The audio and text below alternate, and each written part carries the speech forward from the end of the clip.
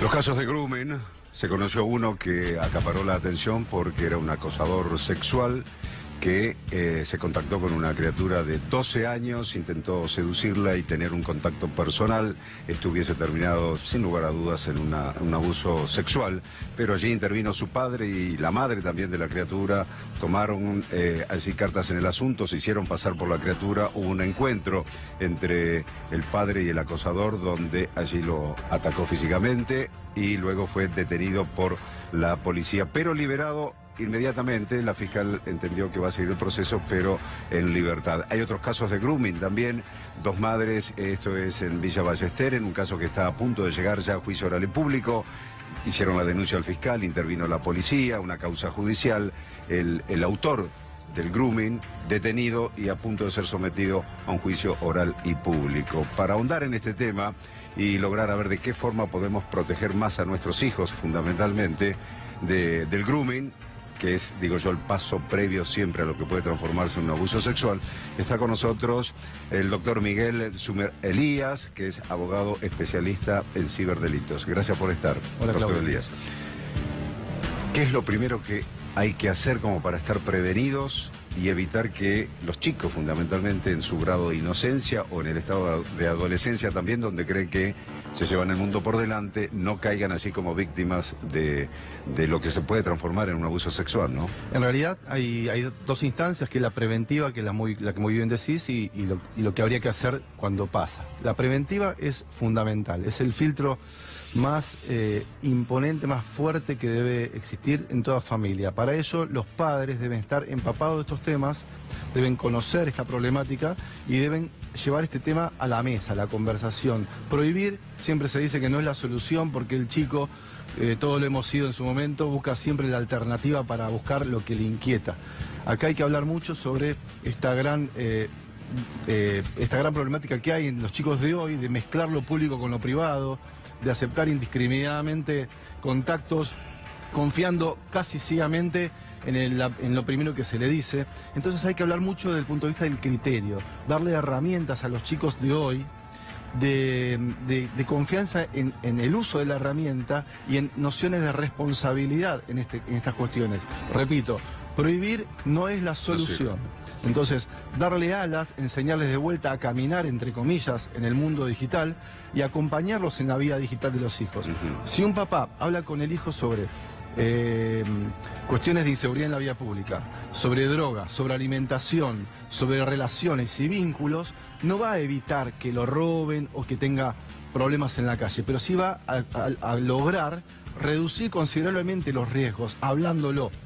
Esto es lo que se tendría que llevar a cabo en esta cuestión en particular. Sí, como padres o mayores, digamos. Claro, mayores, docentes. Lograr el convencimiento de ese chico, de ese adolescente, para que esté, digamos, seguro de lo que hace y convencido de lo que hace y no por una cuestión de prohibición, ¿no? Y por otra cuestión, el adulto debe saber del tema, porque el menor se da cuenta cuando el adulto da consejos, vamos a decirlo, abstractos, al aire, porque lo escuchó en algún lado. Entonces el menor muchas veces sabe mucho de tecnología, el adulto sabe mucho de la vida. Sí, ¿qué dicen los chicos? Papá, ni idea tenés. Claro, habría que lograr esa fusión, ese diálogo, que el adulto debe tener un rol bastante humilde de lograr convencer al chico. De escuchar al hijo también. Claro, es un ida y vuelta, ¿no?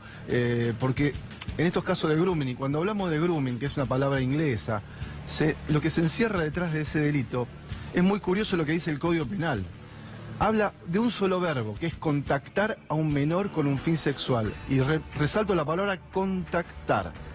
A todas las familias y las personas que están viendo en la tele, tienen que saber que si encuentran algún chat sospechoso con imágenes, videos, contenidos con sugerencias o directamente eróticos o pornográficos y no se ha logrado ningún tipo de contacto físico, el mero hecho del contacto digital con ese propósito sexual ya está tipificado en el Código Penal hace 4 años como delito se lo conoce como grooming. Tiene una pena de 6 meses a 4 años de prisión. Se puede denunciar. Obviamente va a pasar cosas como las que ocurrieron esta semana con este caso que salió en todos lados, de que es probable que el acusado, el imputado, salga en libertad temporal, porque son delitos excarcelables. Pero eso no quita que se active la maquinaria judicial, se realice una detención, un sumario, un allanamiento y se pueda condenar a la persona. Quede individualizado Claro que el sí. agresor, en definitiva. Y se evite no solo la víctima en ese caso en particular, sino posteriores víctimas más. Bien, en este caso de esta chiquita de 12 años, la actitud que tuvo, y yo digo, bueno, así es la construcción que han hecho padres separados, pero con una excelente relación madre-hija, hija-padre también, ¿no? Porque el papá me comentaba a mí que cuando recibe ese primer llamado de alguien que contacte, y los chicos hoy en día contestan creyendo, como decíamos, que el que escribe es el que escribe, Claro.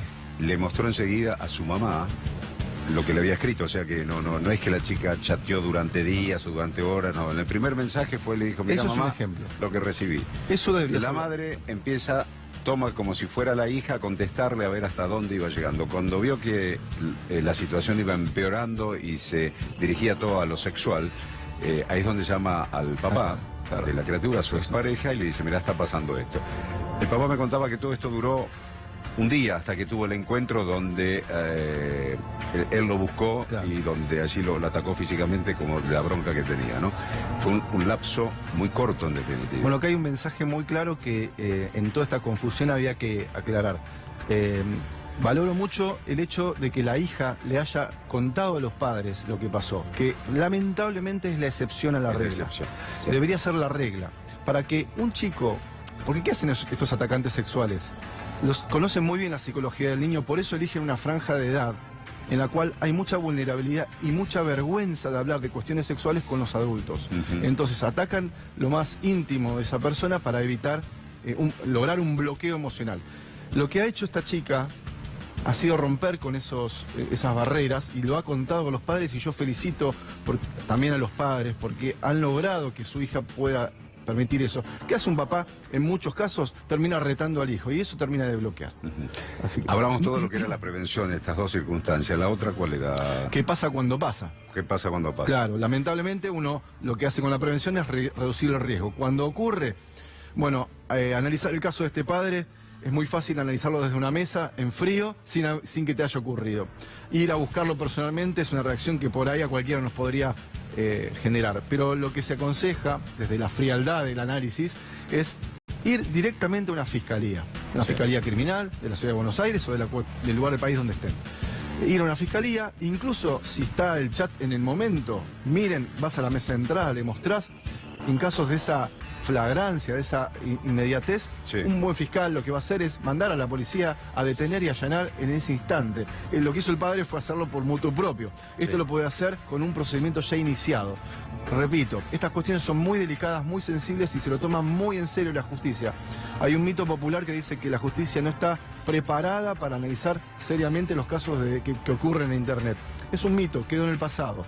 Hay fiscalías especializadas, policía de cibercrimen, gente muy preparada, abogados, jueces. Sí. No solo puede ir a la comisaría, hay distintos lugares. Incluso donde yendo a puede la comisaría, se puede ir a la comisaría. Puede ir también, por cierto, pero si va a una fiscalía o hay una cámara allí en la calle Viamonte. Cámara del crimen. Cámara del crimen, Sí, donde claro. directamente Sí, uno sí, va sí. con la denuncia y deriva al juez que Y va a llevar tratándose adelante de la cuestiones de investigación. menores de edad, se Sí. toman cartas en el asunto inmediatamente. Sí, sí. Entonces, ¿qué se debería hacer? Consejo, primero, sacarse el mito de que si pasa en Internet no se puede hacer nada. Al contrario, está casi todo regulado. Lo que ocurre en el mundo de carne y hueso ocurre en Internet también, cambia la forma.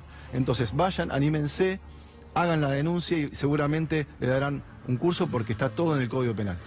Doctor Miguel Sumer Elías, muchísimas gracias Un por placer, este Cobo. contacto.